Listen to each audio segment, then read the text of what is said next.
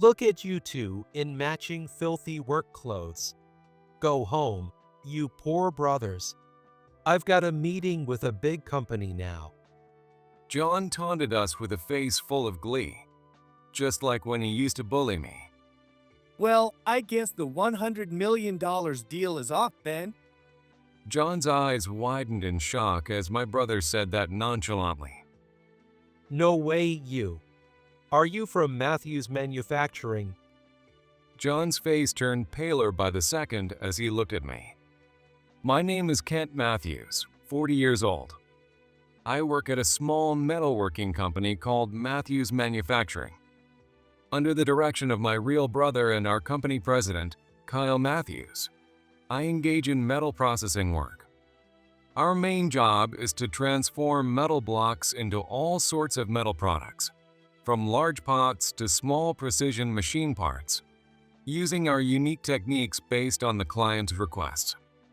These pots and precision parts aren't just mass-produced by machines.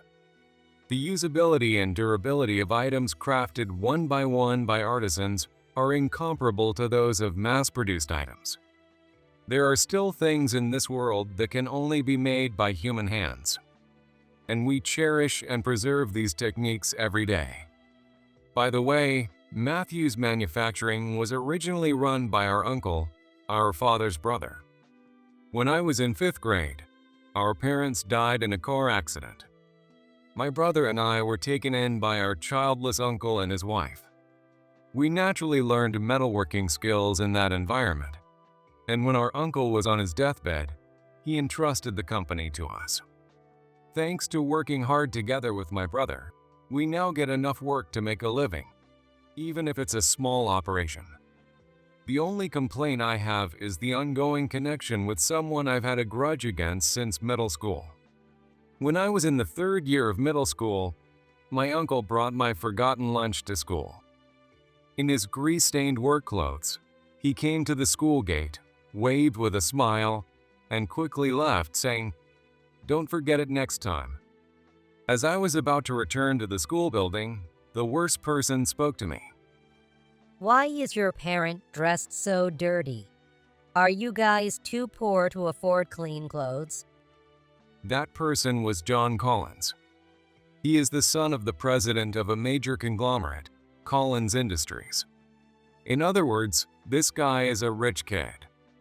It's none of your business.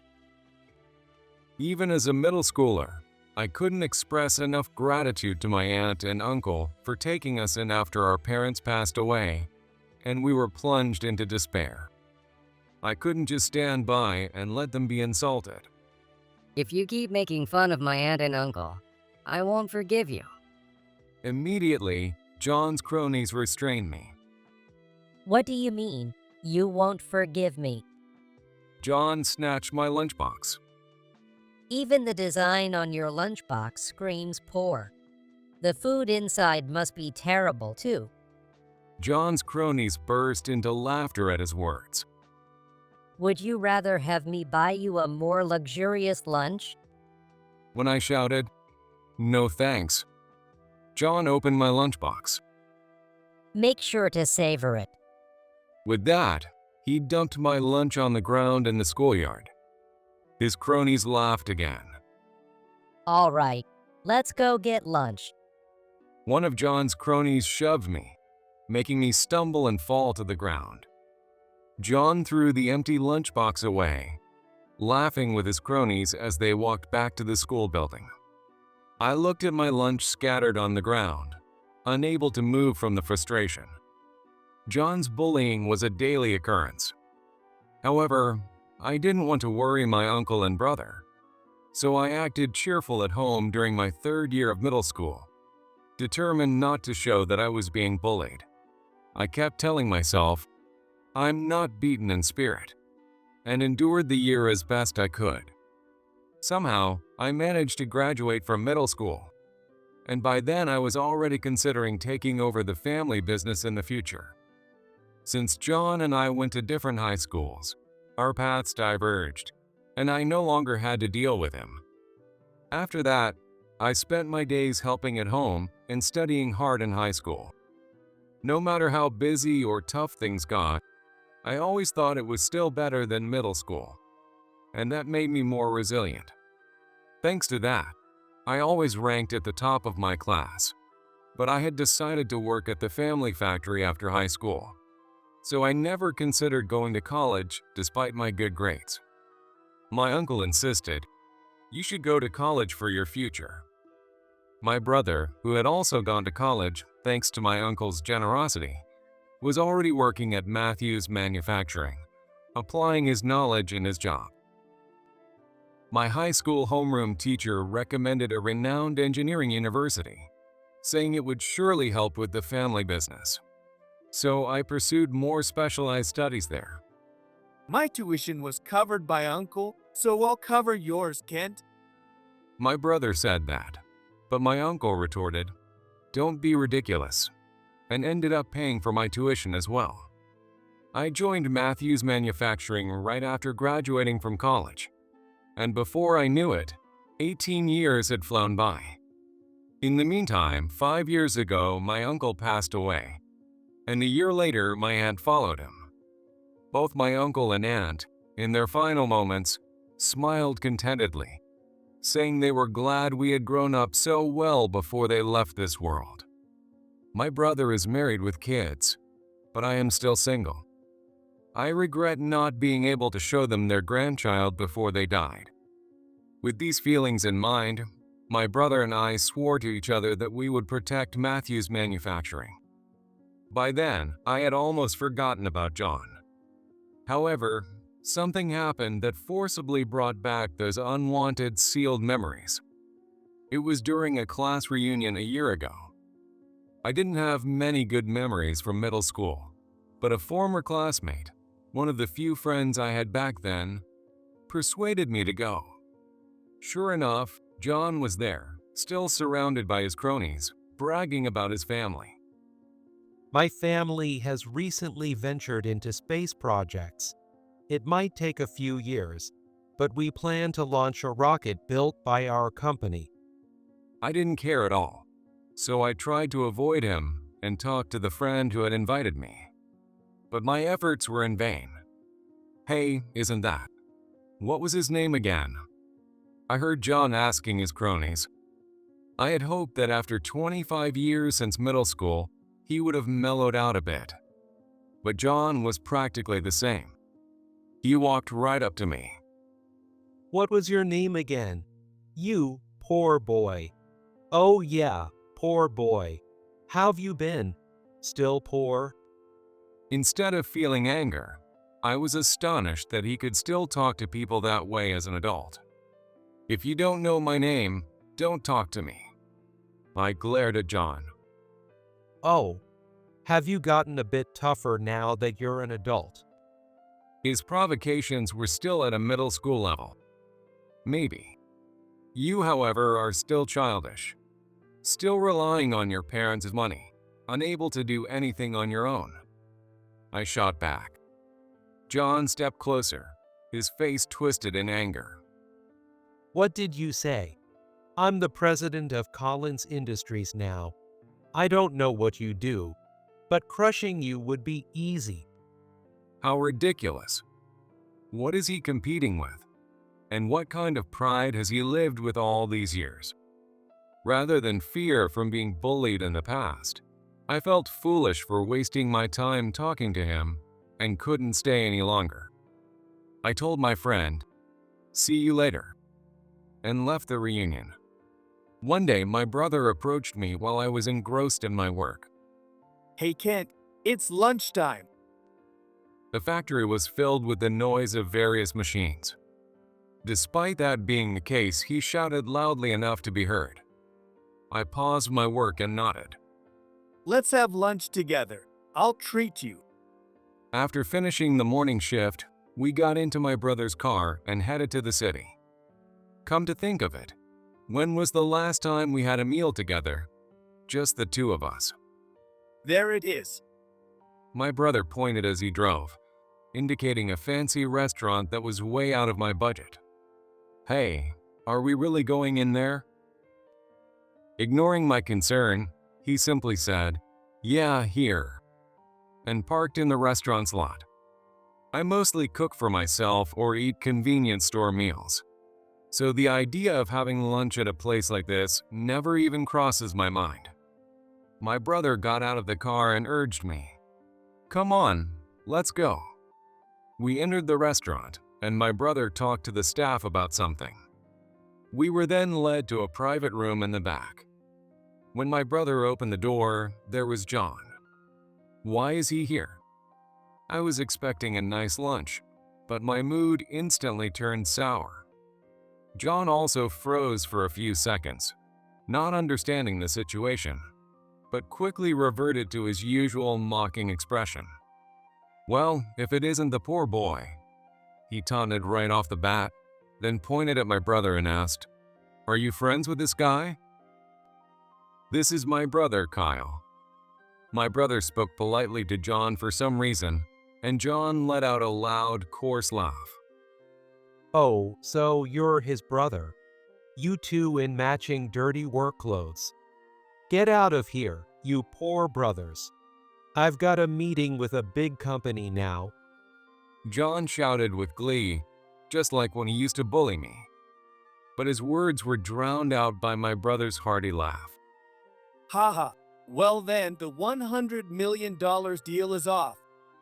John's eyes went wide in shock. What? My brother continued. We're calling off the deal. Is that okay with you, Kent? He turned to me with a smile. I was still trying to grasp the situation and could only say, "What?" He's the guy I told you about with the big contract for spaceship parts. His words and my memory of John bragging about his space business at the reunion collided. No way. You.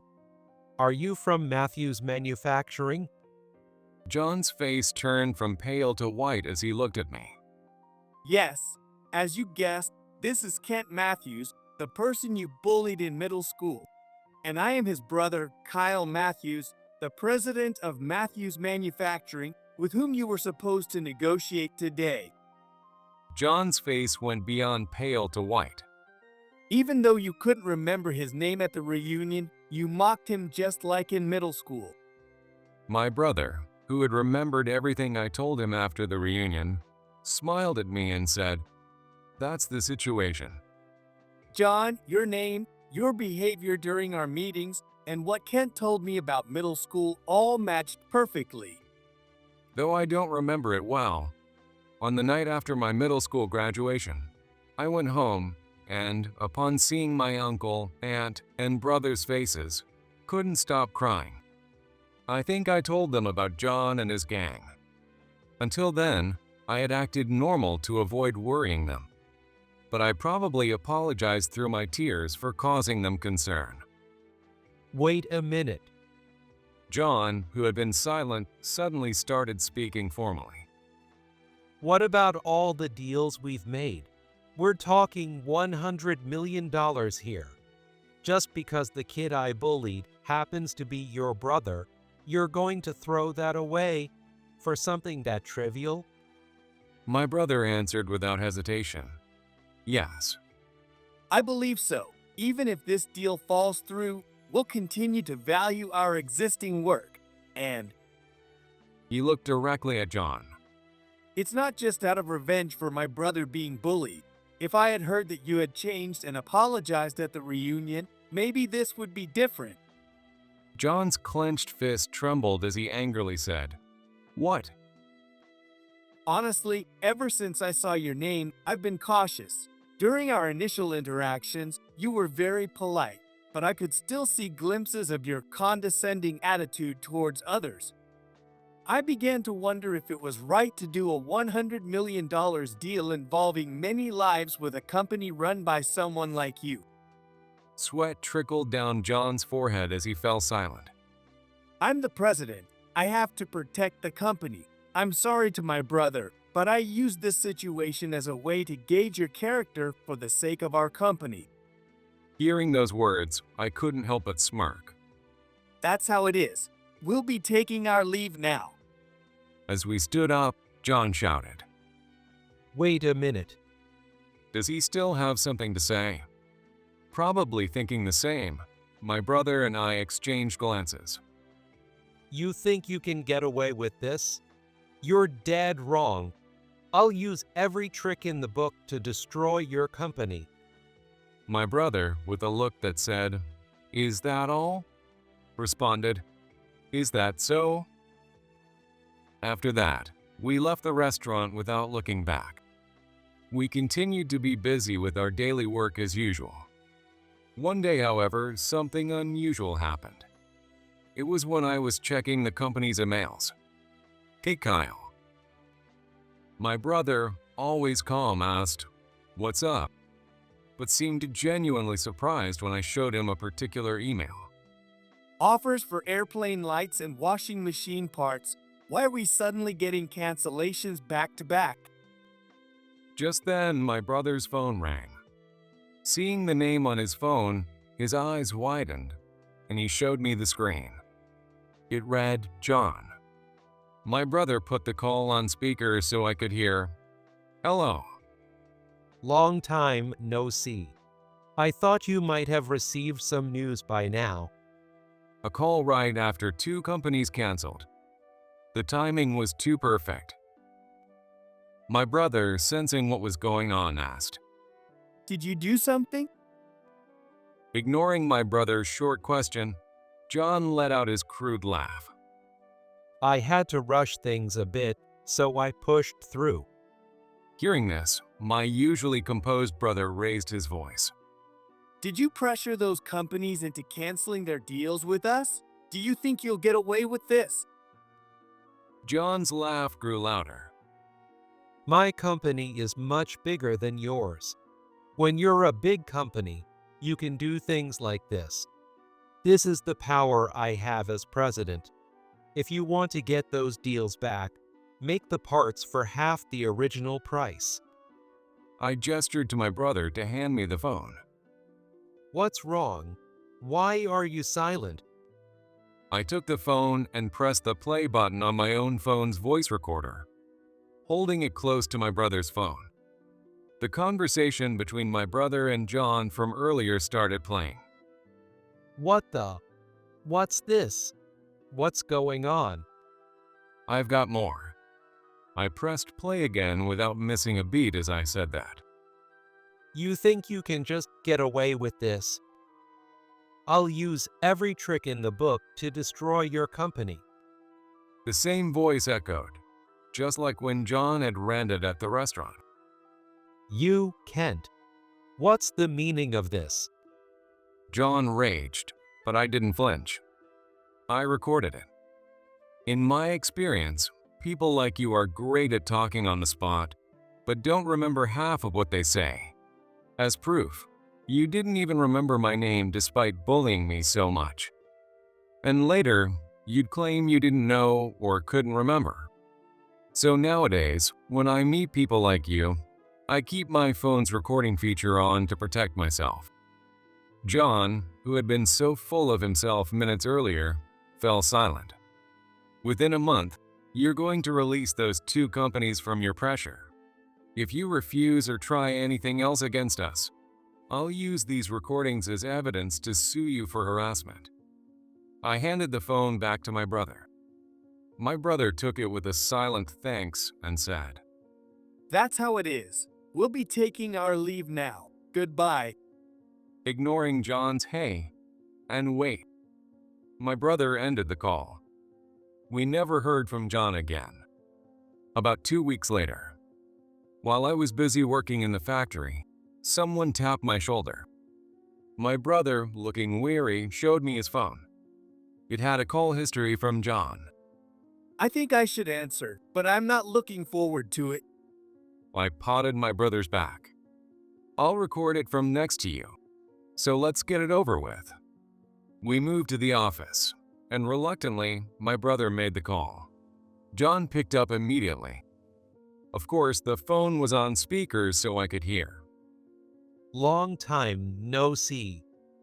John sounded unusually cheerful. My brother asked, "What can I do for you?" I'm going to lift the pressure. Pressure? He must be talking about the two companies that canceled their deals. In return, don't leak the recordings. He's the one who started this mess. And now he's making demands? I was about to speak when my brother held up his free hand to stop me. Why did you decide to bring this up now? John's scoffing laugh came through the speaker. We don't need you anymore. Don't need us anymore? What a self-centered way to put it. I was annoyed, but something stuck in my head. And needed? I mulled over the word and set my phone to record the call. Silently, I pulled out yesterday's business newspaper. I didn't want to recall it, but I couldn't get it out of my mind.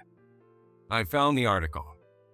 Collins Industries and Avery Technologies to form strategic partnership in 3D printing. I showed the article to my brother. His eyes widened. John, your company just partnered with Avery Technologies, didn't it? Yes, we did. John answered nonchalantly. And recently, before the incident at the restaurant, we sent you a sample, which you still have, correct? Oh, did you? I can't remember. John said in a feigned innocent tone. That part was useless by itself and currently only replicable by us. So we decided to leave it alone. Are you planning to use Avery Technologies' 3D printer to make a copy of the sample we sent you for your rocket development? John feigned ignorance again. I have no idea what you're talking about. We partnered with Avery Technologies to bridge connections with other manufacturers we're close with. And we receive samples from many companies. We can't keep all of them. Even if you accuse us of stealing, it won't stick. John piled on excuses and looked triumphant, which made me sigh quietly. Feel free to use our sample however you like. What? John was taken aback by my brother's casual tone. But if you think you can just easily copy that part and use it, there will be accidents in your rocket development and testing. The losses will be yours, so we strongly advise against it. I thought my brother was kind to be so sincere. But hearing John's faint, dismissive laugh confirmed he wasn't taking it seriously. Thanks for the warning. My brother momentarily looked resigned, but quickly returned to his negotiating demeanor. And if you lift the pressure, we'll delete the recording. Understood. John clearly smirked as he said that and hung up. My brother stared at the phone for a moment, then turned to me with a smile. Well, accidents aren't guaranteed, and he is a CEO of a big company. He'll reconsider.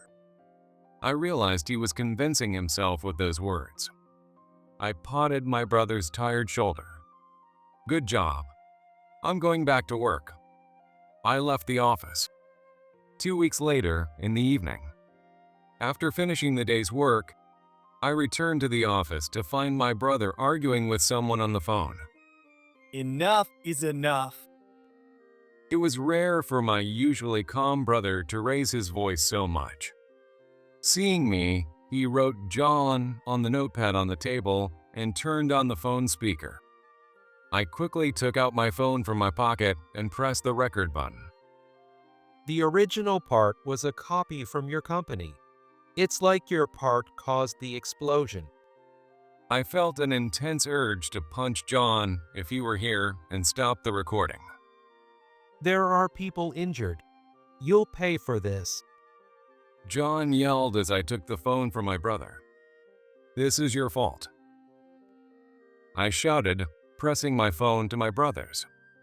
From my phone, the recording of my brother's earlier words played. If you think you can just copy that part and use it, there will be accidents in your rocket development and testing. Lives will be lost. Then John's dismissive, "Thanks for the warning," played loudly. "Here we go again," John muttered, falling silent. "You're still the same, always bullying and pressuring others. You haven't changed since middle school, John. Nobody enjoys being mistreated. People can't act for others without some empathy. My brother smiled gently and nodded. That's right.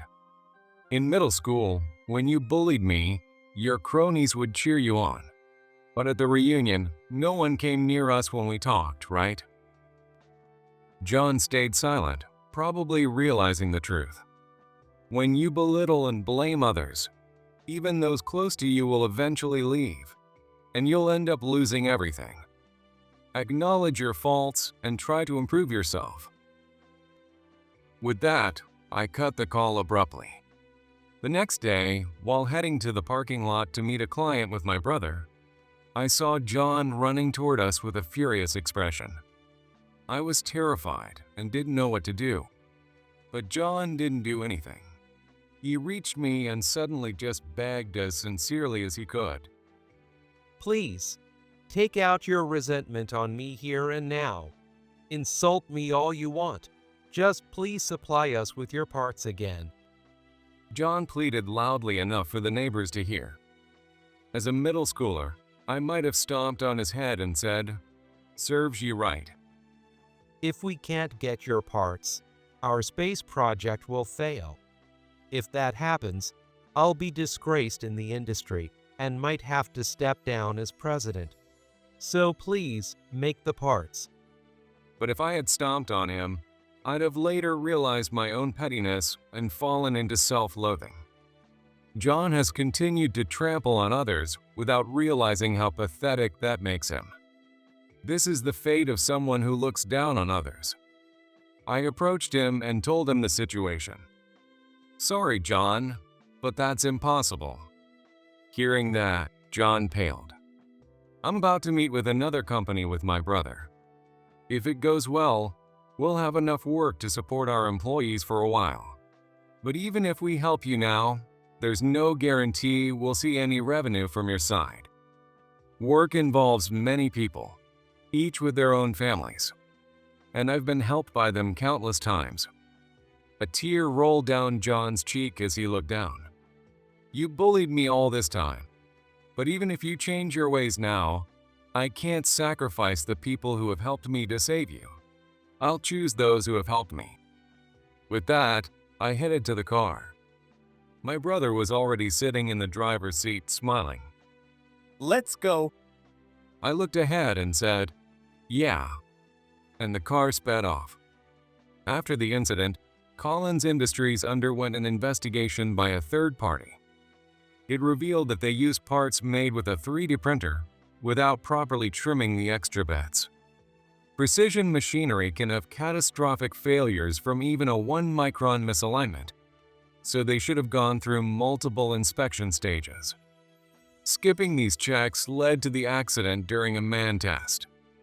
This negligence exposed numerous flaws in their operations, leading to a loss of trust and the eventual bankruptcy of Collins Industries.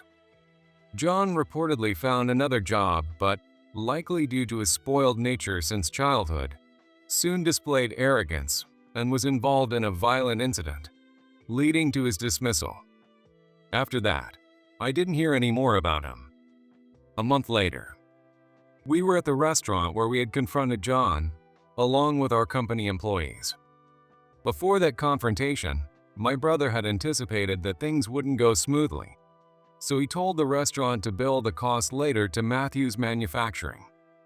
However, after causing a scene and disturbing other customers, we left without ordering, and John only had lunch.